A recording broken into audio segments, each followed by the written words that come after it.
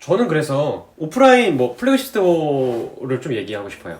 플래그십 스토어가 오프라인에서 고객들이 고객 경험을 할 수 있도록 해주는 거예요. 당연히 거기서도 제품을 구매하긴 하겠지만 현명한 소비 전략들로는 대부분 오프라인에서 경험을 하고 온라인으로 전환되는 UX를 만들게 되거든요. 유저 경험을 만들기 위해서는 이 플래그십 스토어는 계속 필요하다고 생각을 해요. 첫 번째로 이제 화장품 쪽에서 올리브영이나 롭스, 랄라블라 대기업에서 운영하는 플래그십 스토어지만 중소기업 제품들이 여러 개가 들어가 있어요. 개별적으로 가지지 못하는 플래그십 스토어가 있다면 그곳에 가서 경험해보고 그리고 나서 온라인에 와서 사보는 사람들이 많죠. 그리고 백화점도 마찬가지인 것 같아요. 저 같은 경우에도 입어보고 신어보고 그런 다음에 그 제품 번호를 알아와서 온라인에서 좀 더 싸게 구매할 경우가 많거든요. 적게는 5,000원에서 많게는 반값까지도 가는 경우가 있어요. 네, 자동차도 마찬가지인 것 같아요. 자동차 DP샵들에 가서 승차감 같은 거나 그 트림에 대해서 정보를 얻고 나서 온라인에서 또 제가 발품을 팔아서 어떤 곳이 더 싸고 어떤 곳이 어떤 혜택을 주는지에 대해서 더 알아보고 그렇게 진행을 하는 경우가 많거든요. 그리고 요새 유튜브를 보면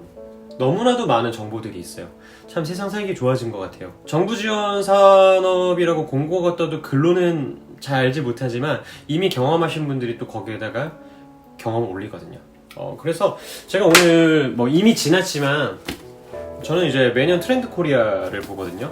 이 트렌드 코리아를 보면 첫 번째가 브이노믹스 경제예요. 코로나로 인해서 경제 동향이 완전 바뀐다 이런 얘기예요. 그런데 제가 얘기하고 싶은 거는 코로나로 인해서 발전된 산업들은 사실 레저 산업이 더 크긴 해요. 작년 11월에 저도 호텔을 운영했지만 고객들이 여전히 많아요. 이 언택트 트렌드에 대해서 얘기해요. 재택근무 당연히 강화되겠지만 온라인은 모르겠어요. 제가 나이가 좀 있어서 그런지 이것에 대해서 조금 저는 물음표가 사실 생기거든요. 고객들과 이제 기업 사이에서는 언택트가 강화되는 건 좋아요. 그러나 기업들까지 언택트 할 수 있는 상황은 아니라서 근본에 집중하는 사람들이란 얘기가 나오는데 사실 제가 생각하는 근본은 오프라인이 사람과 사람이 직접 만나는 거. 그리고 이제 레이어드 홈이라는 이 항목이 나오는데 방송들을 봐도 이제 집들을 구하거나 이런 것들이 많이 생겨나요. 그리고 얼마 전에 TVN에서 김남도 교수님이 직접 나와서 이 레이어드 홈에 대해서 했는데 사실 제가 느끼기에는 조금 이질성이 있는 것 같아요. 이 생활 공간을 뭔가 레저 공간이나 유흥 공간으로 꾸미는 것 자체가 저는 잘 모르겠어요. 그게 있는 사람들? 어느 정도 재산을 가지고 집을 꾸밀 여유가 있는 사람들에게 해당되는 것이지 그게 누구에게나 해당되는 것은 저는 아니라고 생각을 하거든요. 언택트는 계속적으로 김남도 교수님이 얘기를 하시기도 하고 정부에서 지원 대책을 내놓기도 하지만 결국은 이 기술성 가지고 있는 기술성 때문에 빈부격차가 심해질 거라는 거죠. 부의 가치를 가지고 있는 사람에 따라서 그 정도에 따라서 그것을 누릴 수 있느냐 혹은 또 어쩔 수 없이 끊임없이 따라가야 하느냐가 된다는 거죠. 언택트가 피할 수 없는 산업인 건 확실하지만 계층이 나눠지는 것을 생각했을 때는 언택트는 저는 중요하지 않다고 생각을 합니다. 오프라인 시장을 더욱더 활성화시켜야 되고 그 전에 이미 면역 체계를 마련해 놓는 것, 방역 체계를 마련해 놓는 것. 이미 코로나로 인해서 많은 방역 체계들이 생겨났죠. 이제는 더 잘할 수 있을 거라고 생각을 합니다.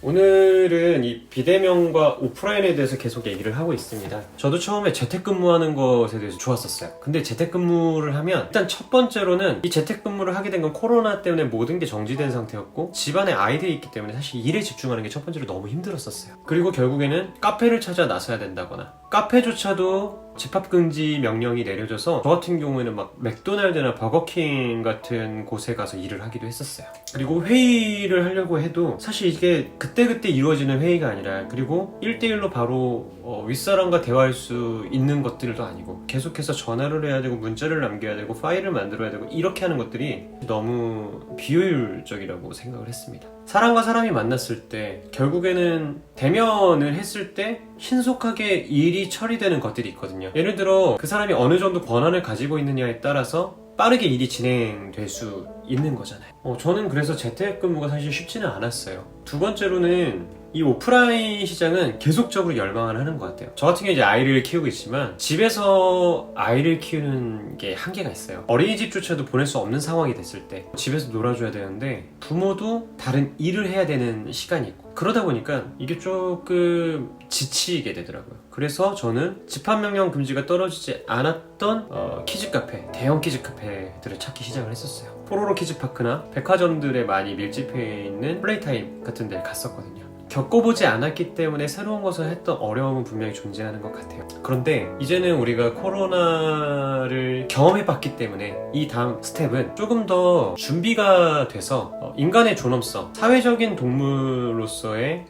그런 윤리를 실천할 수 있게 하는 것이 어떻게 보면 정부가 앞으로 해야 할 비전이지 않을까 싶습니다. 언택트란 이야기를 들었을 때 솔직히 조금 답답함이 있었어요. 시장 상인들도 있을 것이고 아무리 많은 시와 많은 지자체에서 온라인 시장을 강화하면서 전통시장 온라인을 끌어오겠다고 하지만 그럼으로 인해서 발생하는 기회비용들이 생기거든요. 왜냐하면 나이가 많으시거나 혹은 나이가 어려도 IT 쪽에 알지 못하는 분들이 너무 많거든요. 저 또한 잘 알지 못해요. 저 또한도 정보력의 문제이긴 하지만 그분들은 이미 나이가 들어서 이 정도였으면 좋겠다라는 생각이 분명히 있거든요. 그래서 저는 이 기술력이 공유되는 데는 좀 한계가 있는 것 같아요. 정부에서 이 기술자들을 채용해서 모든 전통시장과 모든 오프라인 소상공인들한테 뿌려줄 수는 없거든요. IT 산업이라는 게 마찬가지로 계속해서 서버 관리자들이나 서비스 페이지 관리자들이 있어야 되는데 그것에 대해서 과연 그 방대한 양을 대처할 만한 능력이 있을까 제 물음표였던 겁니다.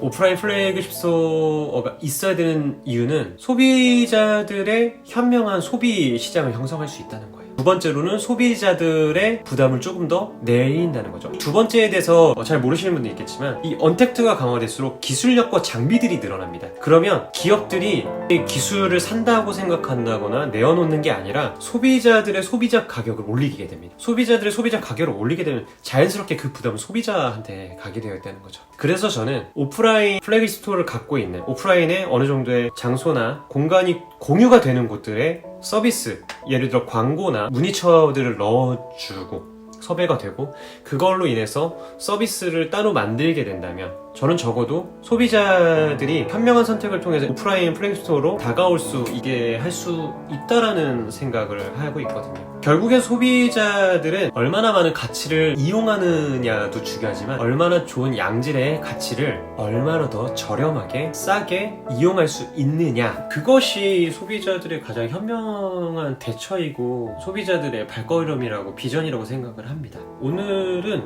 그냥 제가 가지고 있는 생각들을 좀 끄적여 봤던 것 같아요. 참 유튜브 컨텐츠를 하는 것이 쉽지는 않은 것 같아요. 그래도 제 사업을 위해서 좀 꾸준히 해볼 생각이니 많은 응원 부탁드리고 좋아요, 구독, 알람 설정 꼭 부탁드리겠습니다. 지금까지 비즈플러스 제이콥이었습니다. 감사합니다.